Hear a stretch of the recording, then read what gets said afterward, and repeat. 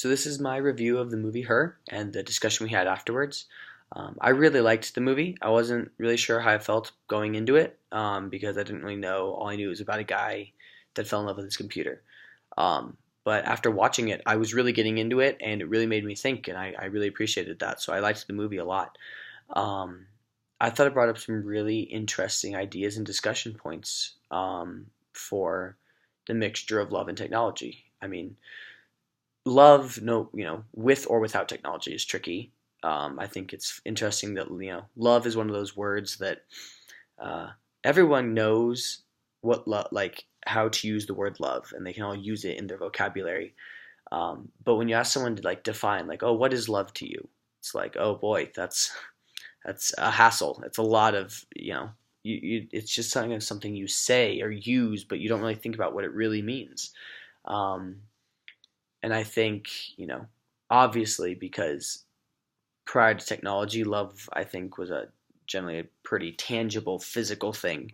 So people connect, love to physicality. And I think the movie kind of breaks that. Well, it definitely breaks that. Samantha is an AI, and so she has no physical form. But, Theodore loves her anyways. And I think, you know, when you look at Samantha, you can compare their relationship, him with an AI, to that of a long distance relationship. Um, she is, I mean, Samantha as far as I'm concerned, would pass the Turing test. If someone was talking to her and she didn't tell them she was a computer, you would have no idea that it wasn't a real person. So she could be perceived as a real, a human being. Um, and I think that because of that, it's the difference between the man and AI relationship versus long distance is very, very, very minimal. And obviously, people consider long distance relationships. So I think the point that they struggle with is that ultimately Samantha has no physical form, um, which I think is silly.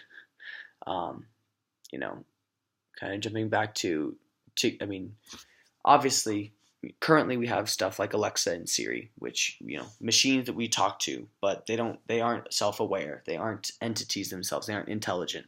So they respond with what they're programmed to respond with. Um, so it's not, we talk to them, and as technology progresses, I imagine we will only talk to our technology even more. So it's only natural that if we find a way for it to respond to us in a more human-like way, why would you not? If you're going to be spending this much time interacting with it, if it can have a personality and be a friend to you, I think it's a very appealing idea to people.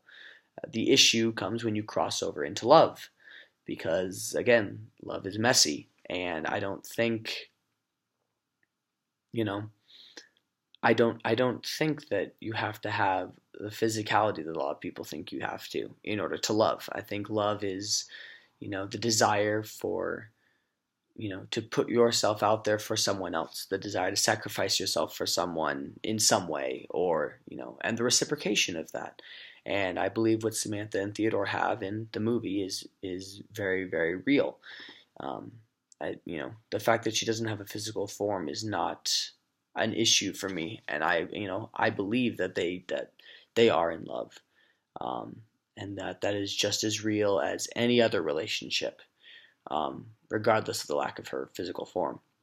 So, I mean, overall, I really enjoyed the movie, and I would recommend it to anybody because I think it does, you know, I think it brings up a lot of discussion points that we have to look at going forward with technology because ultimately, you know, I think if AI were to truly be created, that this would happen in real life. I think there are plenty of people out there that could fall in love with an AI because like I said, in the end, it's not really any different from a long distance relationship.